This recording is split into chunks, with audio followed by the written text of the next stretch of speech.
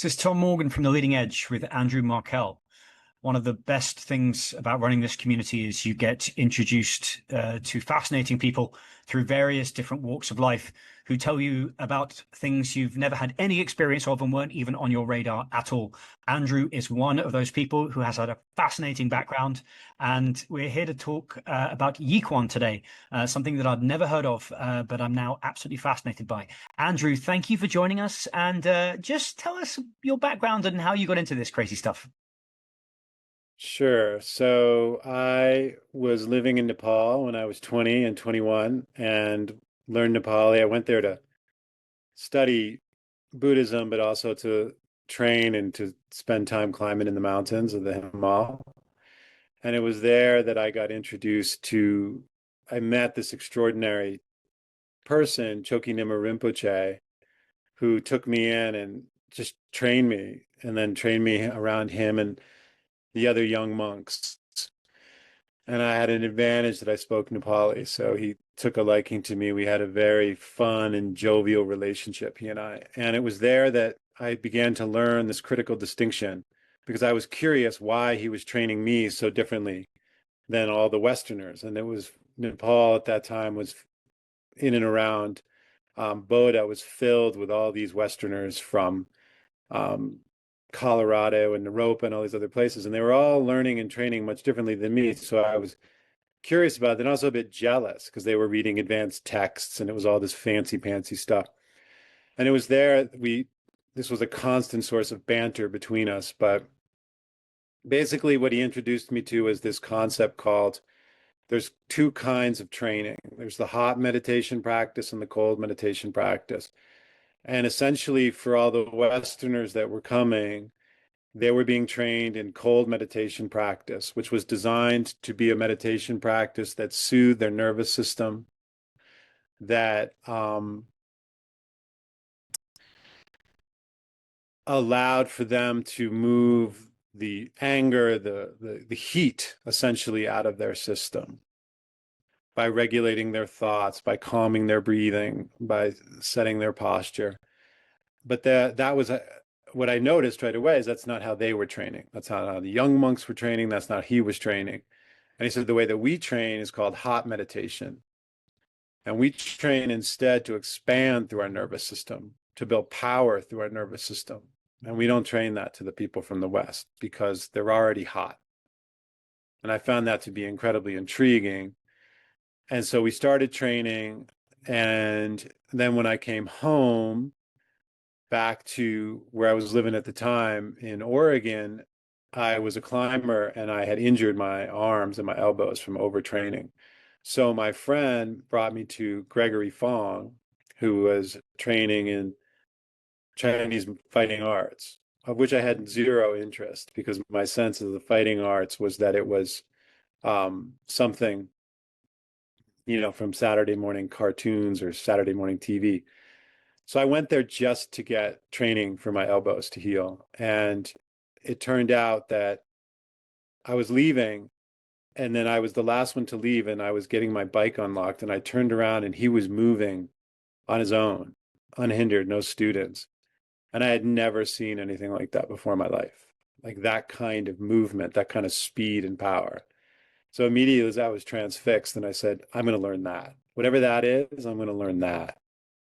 And so I went home and then I just started training. And he didn't talk to me really for 2 years. It was the old style of training. Yeah, he was actually quite mean to me. Um, and it was really clicky because it was like a lot of fighters, like real solid fighters, FBI guys, like former soldier guys, police guys, wrestlers. And I had no fighting background whatsoever. But I took that as a challenge. I was like, all right, well, I'm going to get better than all these people. I don't know how, but I'm just going to get better. And I don't care how he treats me. and, um, and it was then gradually that I began to put the pieces together and learn from him and from others that what we were training was many things, but the fundamental core technology, so to speak, is Yiquan, which means mind boxing. It comes from China, but it originally came from Tibet, and that I learned some years into it. and that the Chinese patriarchs had sent their best fighters to Tibet to learn how to fight because the Tibetans were renowned fighters, and the monks were, and the nuns, I think, as well. So then it sort of dawned on me that the foundational practice that I had been introduced to in Nepal, the physical, heavy physical training part of it, had moved through China into the fighting arts in this in the house training, which is, again, just like in Tibet, there's things that they share outside the house and shares things they share inside the house. So to outsiders, you're going to get one version, but if you're part of the family, you'll get another version. So again, was fortunate that we were getting the inside the house training. And yeah, it turns out that's the heavy physical practice that accompanies the deeper practices of Tibet. And the Chinese were most interested in its fighting application. But because I had been with Nepal, with Choki Nyingma, I knew that it had a much broader context. You can use it for fighting, you can use it for healing, you can use it for cosmic apprehensions, I suppose. But that the core deal was power, speed and power, and that it's demonstrable. You have to be able to demonstrate anything that you've learned. So that's the whole origin story of how I came into this. That's fascinating. So tell me what it is. How does one go about it? What's it about? So the Yiquan, it literally means mind boxing. And so the first thing is that we train through the nervous system. So we put our nervous system under pressure. And the Chinese is called, I'm going to pronounce it wrong probably, but Zhuang, which is a form of the first thing we have to set up is right structure. So we have to put our structure in the right position. And one of the things that you've discovered and doing some training is that it's much harder than one can imagine to actually build right structure. And so the way that we test that structure is by putting it under pressure. So we put the body under pressure to hold right structural alignment in specific postures that are much harder than they appear to be. And I've been doing this now for 3 decades with thousands of different kinds of people, from top executives to special operators to hardcore gangster kids in prisons, out of prisons all over the world. And it's cool because it sets this playing field of like competitiveness, but equality all at once. And it's this heavy challenge, and we get our structures, and it's much harder than it looks. And so we are first training to build right structure, because without our structure, we can't get anything else. So we're training the structure. We're learning how our mind works by putting ourselves under pressure. And then the deeper goal is that we're trying to learn how to recruit our connective tissue. So the first thing that fails when we're doing our standing is our big muscles. Our big muscles fail under pressure. And then the mind is weak, so it tries to get us to stop. And then we have to work with that mind, kind of override that mind, be with that mind in order to get something smaller and more subtle to hold up our arms, or to hold our back, or to keep our legs expanding.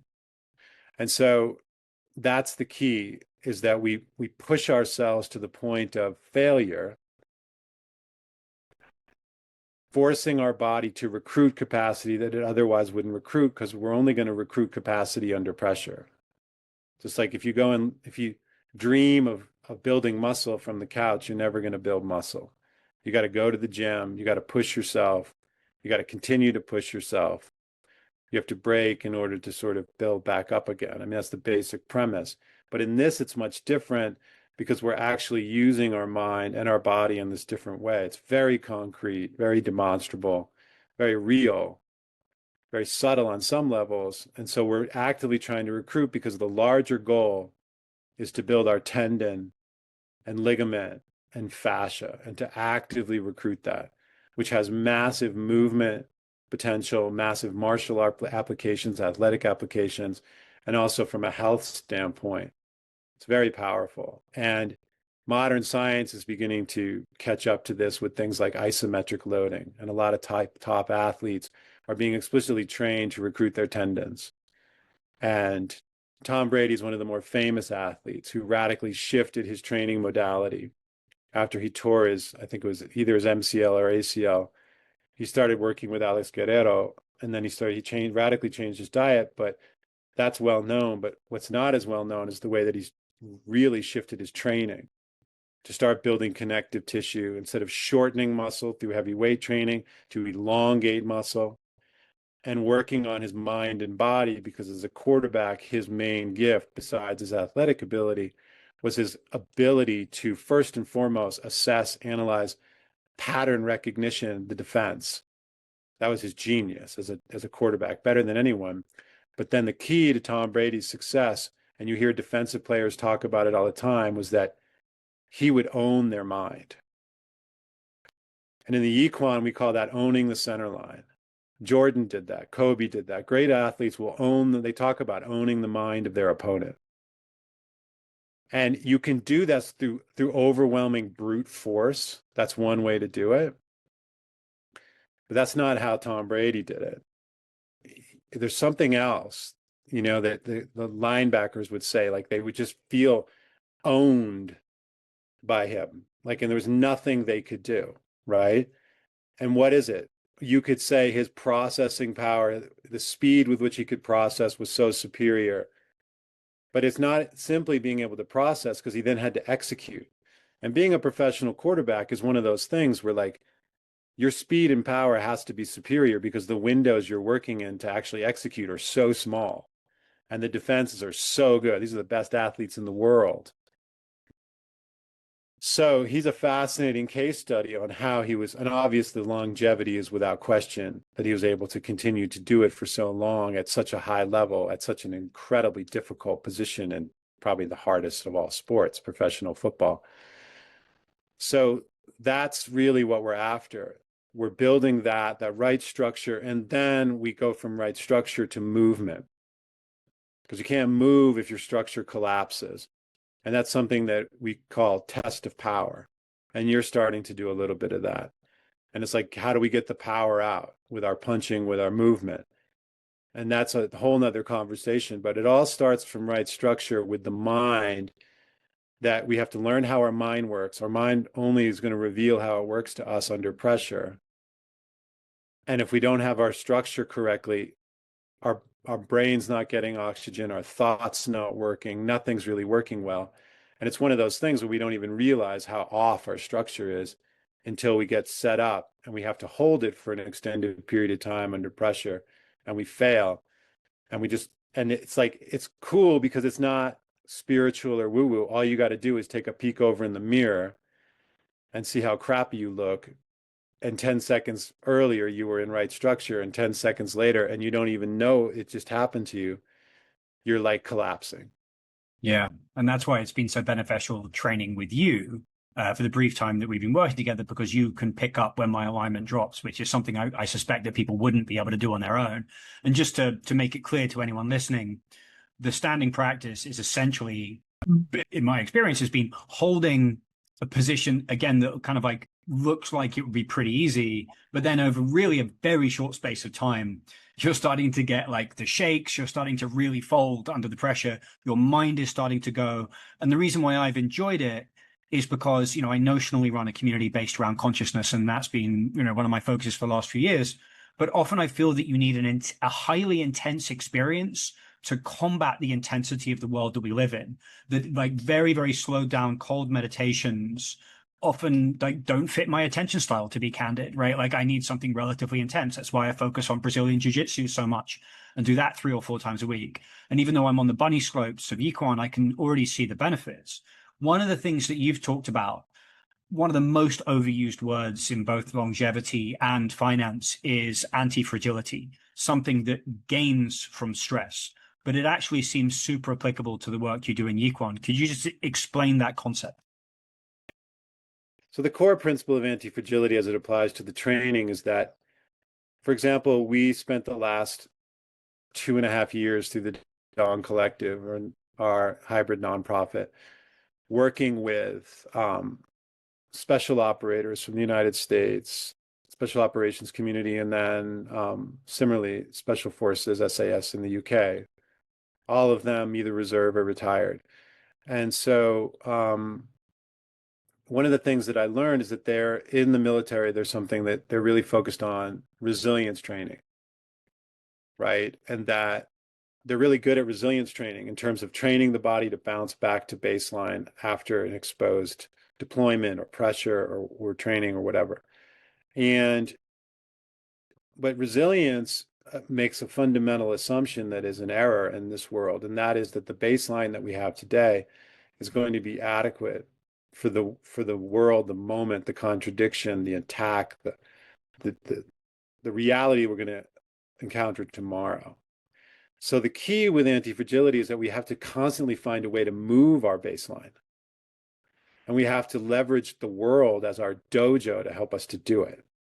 It's like the most sophisticated cybersecurity systems where you design them and then they learn by attacking them. So we're doing the same with our body. We're making the assumption that our baseline, where I am today with my mind, my body, and my nervous system, is inadequate for the world that I'm encountering today and tomorrow. Which it just takes basic pattern recognition to understand that this world is a world that is a dangerous world to live in. It is a hard world to live in. And that's for real. And that it's dangerous in the way that we don't even understand its danger. Right? We know when the monster's attacking us, when it's attacking our kids, we know what to do. But this is more slippery because we don't even know what's dangerous, what's not dangerous, what's attacking us, what's not attacking us. And so within that context, it's a heavy dojo because it's a heavy opponent. And it's an opponent that's relentless and doesn't stop. And we can frame that in a very negative, nihilistic way, or we can frame it within more this Greek way of competition as something making us better, the dojo making us better. And this goes right to the heart of the Tibetan deeper practices, the Tantrika practices, which talk about something called the ritualization of the world, which can maybe sound really fancy, but what it really means is that we are approaching the world as dojo, and that we have to train our bodies and our minds to be able to learn from attack, from opposition. And it's a much edgier way of being, but it's also realistic. So when we train this way, there is a specific way to train our body. And so you design this thing to be able to work with massive adversity because it's constantly learning and growing and adapting to whatever the markets have to throw at it. And so unless we start our training from that basic design principle, our training will fail under certain amounts of pressure. And that's where anti-fragility is so powerful here. And what are the core components of like anti-fragility? Well, my structure has to be right. And this is not a willy-nilly question. There's something called the law of gravity. Every building must attend to the law of gravity. And you can have massive design variations within that theme, but we have talked about like a bridge. There's an infinite kind of bridges. But if you screw up the basic engineering around gravity, it doesn't matter how pretty your bridge is. And I would say that the way that a lot of people train, it's pretty, it's trendy, it may give you a men's fitness body for a little while, but it's not attending to these basic laws that we can learn from many places. But really, when we look at the laws of anti-fragility, it says there are certain design criteria that must go into a system that allow it to do something that we call in the Yiquan, in the training, expand under pressure. And it's testable. You put pressure on it, it either collapses or expands. That's what I love about the training. It's immediately concrete. You can either do it or you can't. So anti-fragility demands this kind of robust testing, concreteness, and it's fully transparent whether it's going to work or not. And that's the beauty of it. And that's why we want to train our bodies and our minds within this context of, we can call it anti-fragility, because it is backed by science and it is real, even if I guess it's become cliche in certain circles. So that's it. And then once we understand that, then we can put that criteria on anything that we're doing to train. Is this training moving my baseline? Really? And it's not real, as they say, unless it's in the muscle. So can I demonstrate it? Like in your training in jujitsu. So we should be able to see some subtle differences in your capacity in jujitsu over time. We can't force them, but we should see them. You should see them in your parenting. You should see them in other ways because of the nature of the training. So, like, what's the ideal transfer effect that you will see from people that have done your training into their real lives? I mean, the first and foremost, I think that we, again, like it's just not magic and it's different for every single person, but there's a certain kind of basic baseline confidence that I'd say that we develop that allows us to encounter adversity differently. But one of the things that's also true about that I have found in my own life is that almost our souls, our spirits, whatever we want to call it, in the universe, almost conspire in this either good way or can feel like a dreadful way at times. That as I move my baseline, I also get more put on me. Yeah. Right. Which can then be deceptive in terms of like, am I improving? Am I getting better? Because life is kind of kicking my ass. So it's almost as if the moment we accept the mandate of life as dojo accepts us back in some ways. And it's like the teacher that doesn't talk to us for 2 years is that, if you're selling that as a teacher, you're not going to get a big market. But for most people, that's kind of exactly what you need, right? Is and you'll never fall into the my teacher as guru trap. My teacher as asshole is is a lot more useful, it turns out, in the end, in some weird sort of ways, right? Because so many people fall into that teacher as guru thing, that trap, right? And they never absorb their own information. And so when your teacher's an asshole, you're forced. It's a forcing mechanism, right? Let's go back. So when we started, you were talking about how the West has basically got cold meditation, Oh, which you're right. which is like controlling your thoughts and regulating your nervous system. And then you've got this other genre that's like cold plunges and really revving things up. And you had this analogy of a an engine that you're either taking from 0 to 3,000 RPM and back again, and it was blowing out people's adrenals. And you come to me and you're like, basically, there's this third category of hot meditation. And I was like, blimey, that's interesting because that's not something I've ever heard about before. And you said you've worked with a lot of people who've really suffered from this sort of like totally schizophrenic approach to their own practice. No, yeah, thank you for reminding me of that one. So one of the things that I have seen, and I know this is crazy controversial, strangely enough, but there is a fascination and a fixation upon training that leverages adrenaline. And I didn't quite understand this until we were running our first cohort of special operators. And she's actually was an officer, not a special operator. She was in naval intelligence,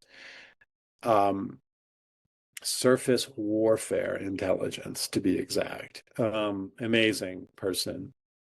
And she shared with me how well, first of all, when she's training, it's like heavy adrenaline training. And then she just became an adrenaline junkie, jumping out of airplanes, everything, until she eventually didn't have a good landing and, boom, you're injured.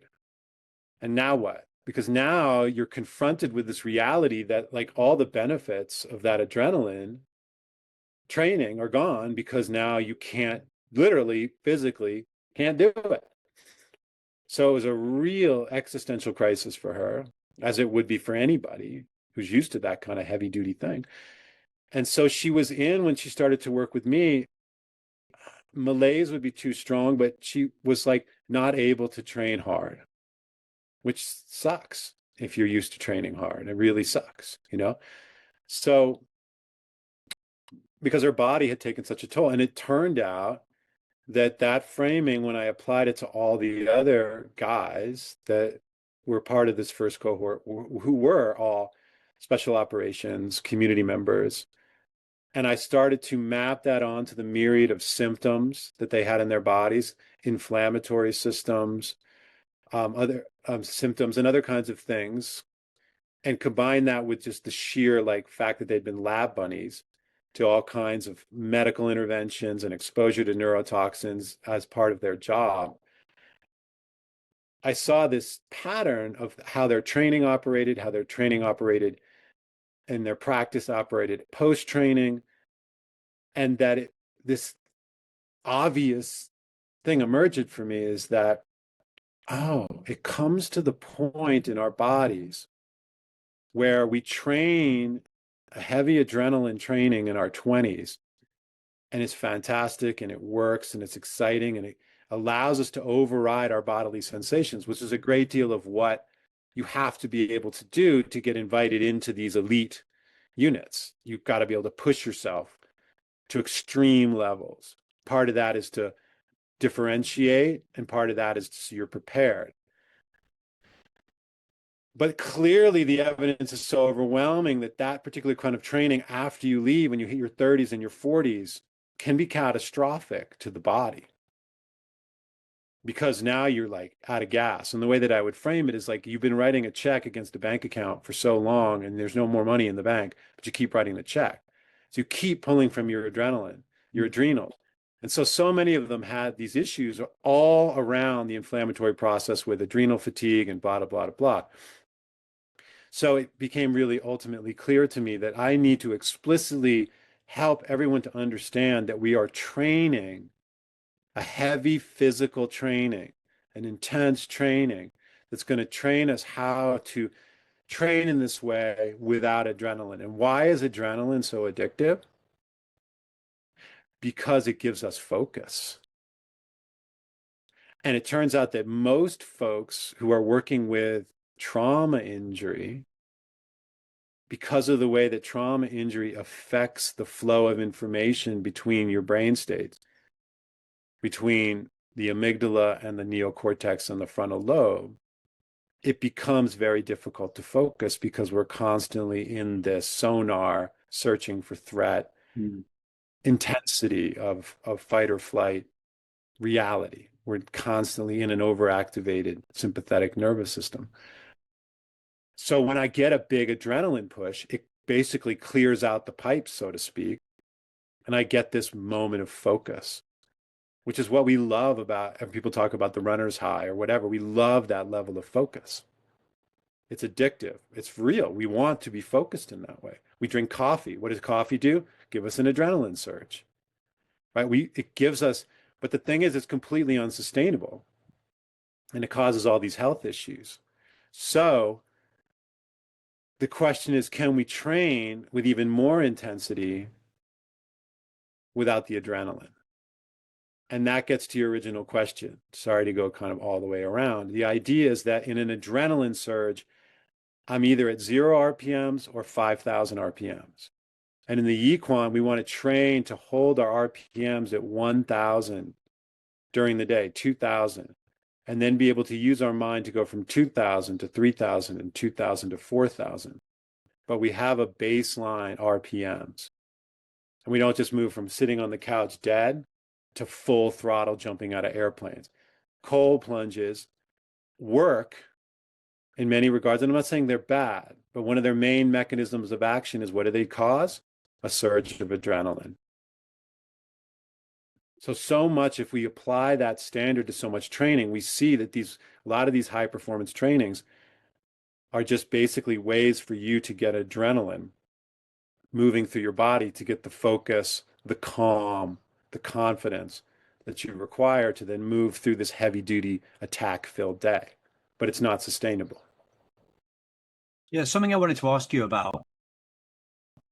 If there was one concept that's really become central to all of my explorations, it's this idea that the more integrated your consciousness gets, the further up the wisdom tree you get, the more subtle your senses get, the more attuned you become to the energy in your environment.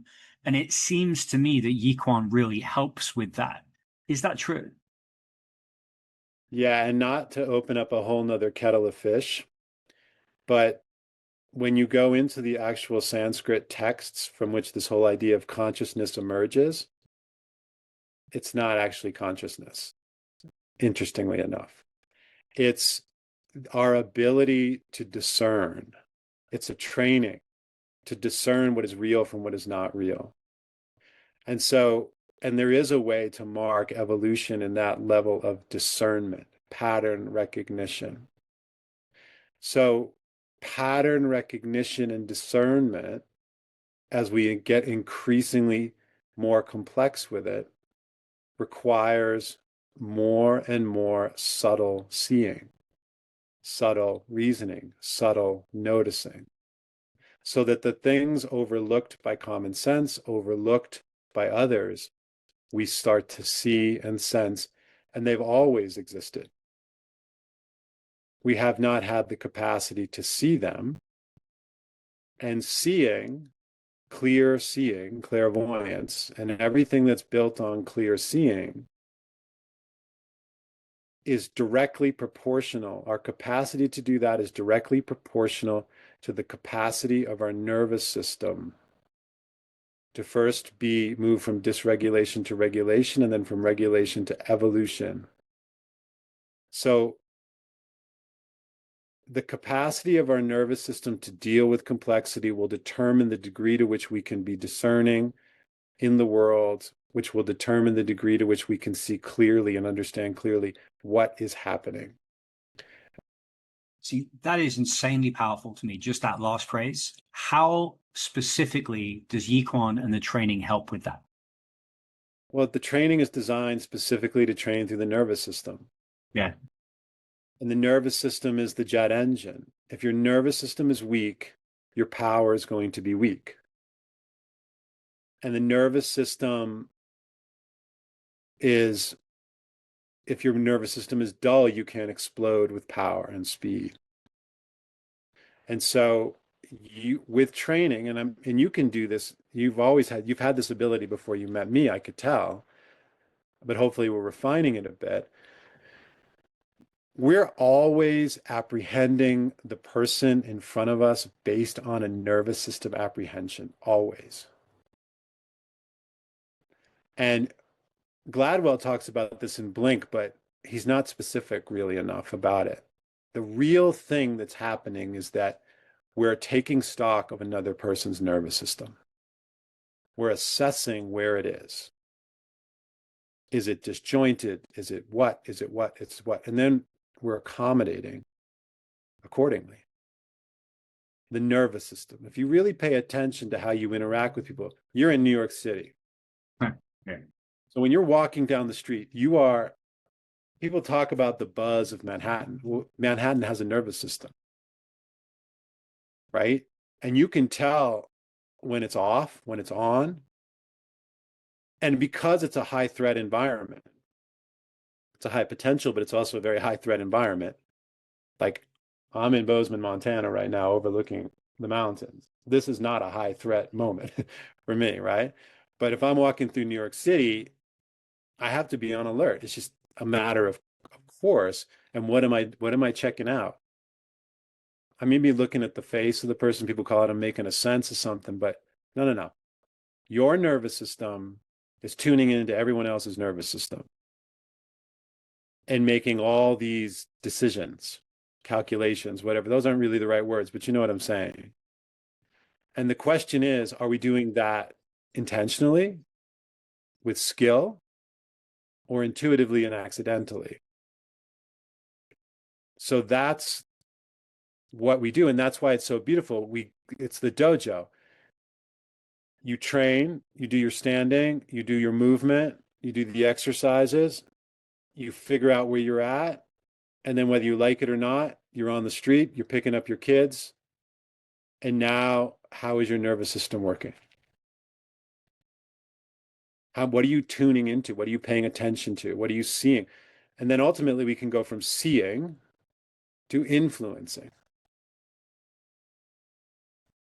Yeah, I mean, there's a lot of resonance here that may sound a little crazy, but people want more power, but they don't necessarily have the nervous system to match. And I know this is true because it happened to me, that I had this wild opening experience in 2017 where suddenly my senses, went to a crazy level of sensitivity.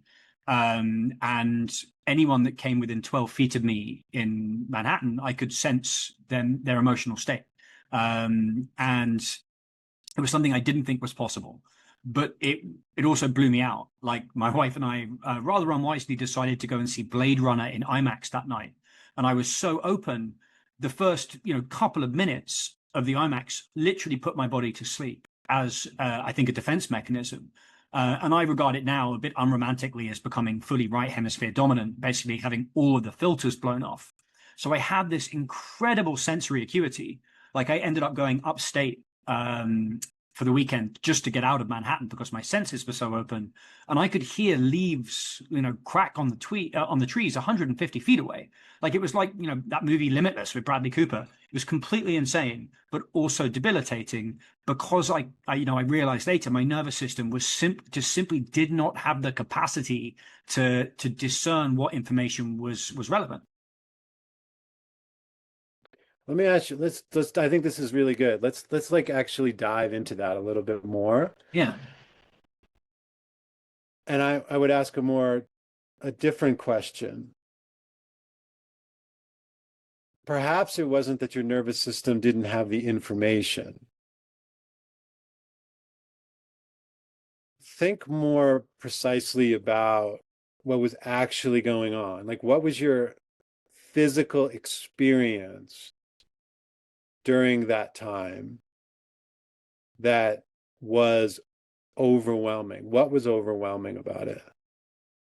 Well, actually, it was several things. One, it was this overwhelming sense of love, like this absolutely transcendent love filling every pore, which in itself was overwhelming because it was not something I'd ever felt before or even believed was possible.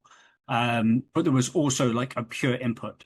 So like I wouldn't be able to sit in a bar or restaurant really at all if there was any crosstalk, which is all there is in bars and restaurants because I couldn't determine what was relevant and couldn't block out anything that wasn't relevant to the conversation in front of me.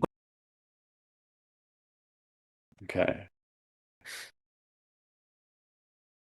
Trying to just gather up a picture of that. We've spoken about this, but I think for this podcast, it's powerful to really look. That's really concrete. It's you, Yeah. right? And I would suggest that most people are experiencing this all the time, and they use a lot of artificial things to actually dull it, Yes. right? And that gets to the training. Let's not dull it. Let's expand under that pressure. But all your filters popped off, so to speak. Yeah. It's sort of reminiscent of this classic story that maybe people have heard where like some meditation master person has put together some elixir and a novice practitioner wants to experience enlightenment. They beg and beg and beg and beg, and finally the teacher relents and gives them the pill, so to speak. They have this massive enlightenment experience, and then they're just like crushed afterwards, right? So I would look at what happened to you more basically as our homes are like what, 110 volt Yeah. way that they're wired. And so if we wanted to have a concert in our house and plug a whole bunch of speakers into our house, what's likely to happen? Gonna blow our circuits. We'll blow the circuit breaker, Yeah. right? So it's too much input, neurophysiological input, like real energetic input. So you had gone from a state, being a trader, right? Being in that world where by definition you were surrounded by input, but your job was to narrow your focus, your reception down to the degree in which you could work with your environment in a way that was productive. But it wasn't expanding into your environment, it was trying to minimize the stimulation in your environment so that you could control what you could control, which kind of is a thing. And it's one way of approaching investing.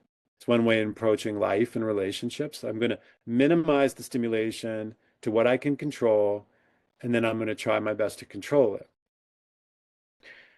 And it's very sensible to do that because if the nervous system, as you discovered, can't handle it, it'll explode.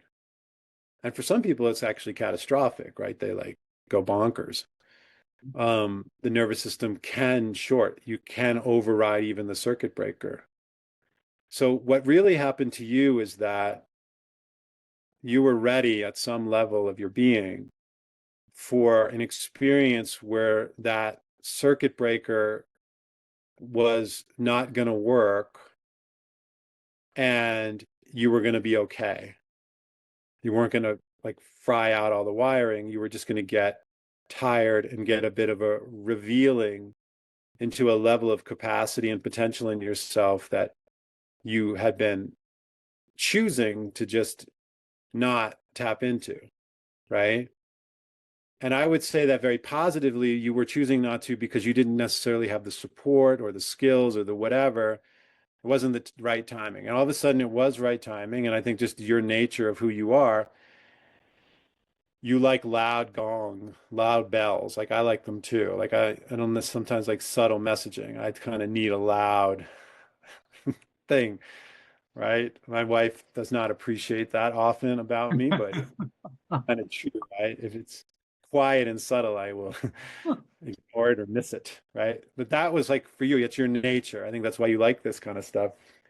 If it's gonna be like, make it big, make it a gong. So I can't mess with it. It's like it's like grounding validity, right? It's like it's the deal right now. So the simplest way to understand that is that your nervous system was overwhelmed with the amount of stimulation that was coming in. The floodgates were gone.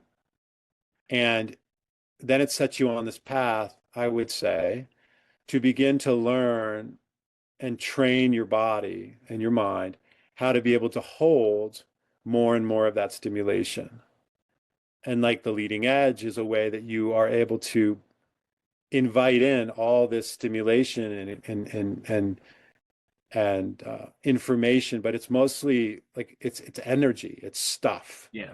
it's diversity, it's variance, it's all these things, right? And that each new person, each new idea, each new shift gives you more training, more to work with, right? And now the Yiquan is one part of that, where now you're being invited to do an explicit training that's very old and very ancient that will allow you to increasingly hold more and more and more of that core capacity that you were able to be burst into when you had this initial, you could call it revelatory experience, as long as we understand revelation to be a physical act, which in the sacred text it actually is.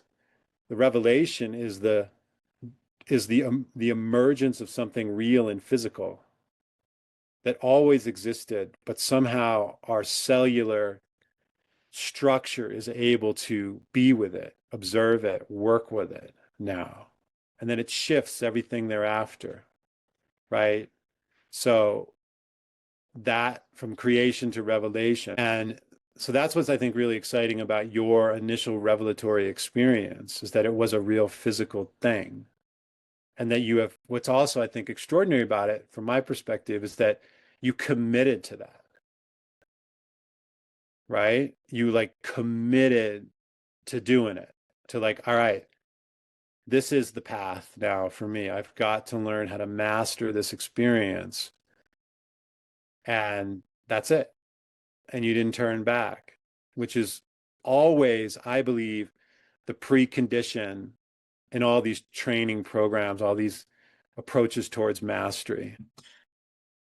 So when I had this initial experience, something one of our last interviewers told me about was the idea that often it's your circumstances that determine the evolution of your consciousness. To exactly your point, that basically the world becomes too complicated for your current level of consciousness to successfully navigate it.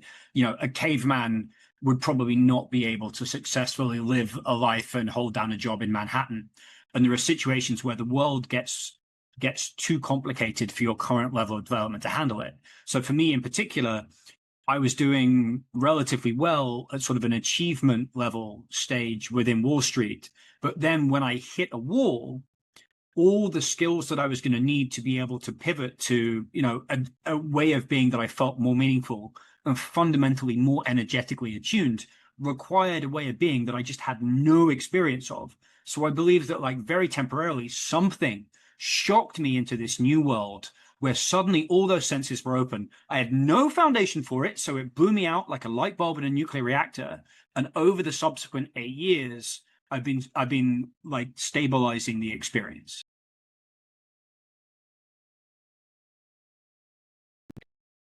Yeah, perhaps not stabilizing it might not be the right word. Hmm. I like to think when you're sharing that story, I'm thinking of the story of the Bhagavad Gita. Hmm. And everyone knows, I mean, most people know the beloved story from India, right in the center of the Mahabharata. And typically, what we know about the Bhagavad Gita and what we pay attention to is after Arjuna, the great warrior, collapses on the battlefield. That's what we attend to. And his relationship at that point with Krishna, the Lord, and all the knowledge and all the learning and all the everything. That's what's celebrated. But what's forgotten is that actually the most important part of the whole story is the fact that Arjuna, at the height of his powers, the greatest warrior in all the lands, collapses. So he's not as invincible as it would seem. And why I bring that up is that that's a central theme in all the mythical traditions, this idea of collapse or descent or breaking through, a rupture, right? However, I would suggest another way of thinking about it is that Arjuna then did not spend all that dialogical time of 200 pages with Krishna, the Lord, to stabilize his experience or even to make sense of his experience, but to expand his experience because it's a physical dialogue back and forth. There's a physicality. Let's not forget that Arjuna is a warrior and he's being approached as a warrior. And so when we understand this dialogical relationship, call it with Krishna, call it with the world, is physical. And that why Krishna? Why the great warrior? Well, there's something about his training that prepared him for that level of collapse, for that level of dialogue with the cosmos. So in your case, you had all that training and all that background and all that physicality and all that cognition. You had this emergence, a rupture, or whatever you want to call it. And then you've been building capacity since then, as opposed to stabilizing an initial experience. You've been building upon that initial experience, building more and more capacity in your being to hold all of life that way. Because that's what I see in you, like a level of openness and intrigue and curiosity that was made possible by that initial experience, but that initial experience was only made possible by the past that led into it, which was your preparation, your training, your background, your everything that went into it. For someone else, they may have ignored it. It wouldn't have been as strong. They would have just like not dived into it. And you have systematically expanded into it, is what I would say would be the more precise language. Stabilizing would be more like a resilience project. Woo, had this huge event. Now I got to get back to baseline. That's really not what you've done. You've expanded into it, inviting in more complexity, more energy, so that you can not repeat that initial experience, which would be kind of insane because it's already done and over with. But so that perhaps all of life can appear that way to you all the time in a way that feels normal. And you don't know, perhaps now, all these years later, the amount of stimulation that you're actually allowing yourself to bring in and sensing and feeling and knowing and understanding is not any different or not much different than that initial experience. But now it just feels relatively like normal to you to do it. And that's an example of how you have radically taken on the charge of that initial experience to move your baseline into a more like a state that can handle more and more energetic complexity. That's it. Energetic complexity. If I had to boil it down, this sense of both subtlety and energy that basically all these people I've interviewed over and over again, it comes down to this ability to navigate the world energetically. And I think that what I hear from you and what drew me to Yiquan and you know your philosophy is this idea that we talk about this kind of energetic capacity, well, in as much as we talk about it, which is we probably don't do enough, but people don't look at systematically increasing their capacity to hold that energetic capacity. Like, why do you think that is? Because it hasn't been tested. Yeah, why isn't it better known? Or are there other practices that aren't better known or that are better known that still build the same capacity? There's two reasons for it. One, in the house. If my guys are the best fighters, I don't want your guys to be the best fighters. Right. Number two, it's dangerous. So if we look at it through the Tantrika lens, if you're a teacher and you're teaching a student, you have massive responsibility because if your student fucks up, you both get turned to charcoal. Yeah. So that's just like a de facto fact of that high stakes environment. And third, a more insidious reason is that there is an incentive, there's a vested interest in making sure that we don't learn how to develop our nervous systems this way, because when our nervous systems are developed this way, we become far less capable of manipulating and controlling through things that are specifically designed to overwhelm our nervous systems. And this is something that I'm exploring in my work around trauma and trauma healing, but in particular in this book that I'm writing called The Labyrinth of Trauma, in which I began to understand something I intuitively understood called the weaponization of trauma. And that every empire for 5,000 years has been able to grow its empire through one very specific technology, which is what we call the weaponization of trauma. And so you create a series of escalating traumatic events that destabilize the nervous system to such a degree that pattern recognition and coherency is undermined, with the ultimate goal being that the people will subjugate themselves, because 5 people can't control 1,000,000. So these practices that have allowed us to build this level of coherency individually and collectively, there has been also, there are the accidental, but then there are the intentional movement to ensure that this is not carried forth and is not widely trained. And it's natural. If I was wanting to subjugate large populations, I would not want them to have a kind of sovereignty in their nervous systems. So for listeners who are obviously intrigued by this, and want to dig into it in more detail, you've written some absolutely marvelous stuff on sort of the conceptual basis of Yiquan. But obviously, the entire point is doing it. But as you've just said, doing it with the wrong teacher or without a teacher is incredibly dangerous. So how should people pursue their interest in this responsibly? Well, I wouldn't say it's dangerous. I just say you're probably not going to get too much value out of it. I mean, some of the more esoteric things that someone wants to teach you could be really dangerous, but there's not too many people that know how to do that stuff. They've already been turned to charcoal, I guess.